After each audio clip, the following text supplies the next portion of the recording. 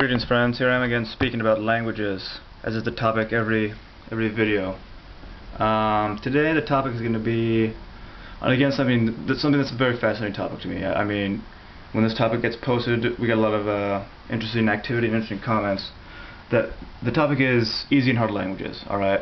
Basically, what's the world's hardest language? Okay, now, I'd like to give a shout out to one of my good friends here. He's from Portugal. He speaks Russian and Portuguese.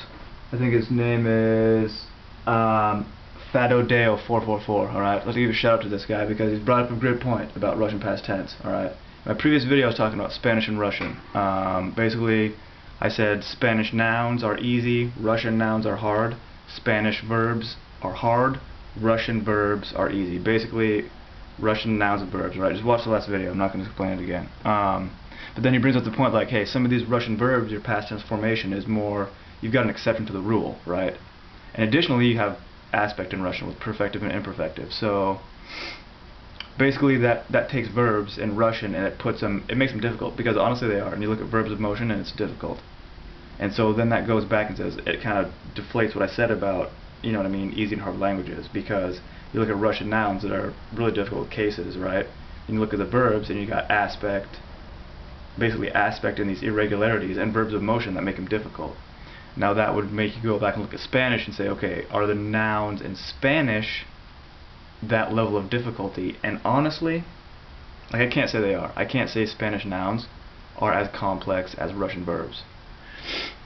So this brings up a new point that this topic of this video is the world's most difficult language, alright? And basically, is there some kind of complexity rating you can put on a language? Now, I think this is fascinating because obviously, you know, Russian is complex, and so is Spanish, alright? But the thing is, like, you look at pidgins and creoles, and some creole languages, there's an example of a language spoken down in Java, on the island of Java in Indonesia. And basically look at pidgins as a whole, right? Like, you have a pidgin language, and it's a trade language, and it's very simple, alright? The grammar's simple, you know what I mean? The vocabulary is borrowed from a bunch of different languages, and yeah, I mean, it's obviously, if you have a pidgin language, it's obviously going to be easier than my next topic, which is historical linguistics, because now you have to, like, kind of know about this stuff, because when you take a look at the Germanic languages, for example, alright, Germanic languages are English, German, Swedish, blah blah blah blah blah, right, Gothic, all that stuff, and you can look at how adjectives decline, and you can basically reconstruct Proto-Germanic, right, and the scholars have done it to a very detailed, like, they know what's going on with Proto-Germanic, alright, as far as adjectives and nouns and the phonetics and stuff. And so if you look at those adjective declensions and the way verbs work, it is complex. Some of the things, as you go back in time, they gain complexity, right? And some of the things, as you go forward in time, they lose complexity. So it's fascinating to see, like, if you look at, like, Proto-Germanic or, like, Proto-Indo-European, you think, my god, like, this is incredibly complex with the adjective declensions and stuff like that. But the thing is, you know, obviously, the human brain can only process so much information. If your language is so complex that you have to think about everything, like, really, really hard, like Russian verbs of motion, before you even speak, I mean, obviously, you're never going to say anything because it's too hard. Like, your brain is not a supercomputer, right? And so I think there's a point. Basically, I'd like to make a language complexity rating to say, okay, pick a language. We're talking about, let's take something like Hungarian and maybe Walpiri spoken in it. No, we'll go Hungarian and, I don't know, Vietnamese, right? So we got Hungarian and Vietnamese. You say, which language is harder?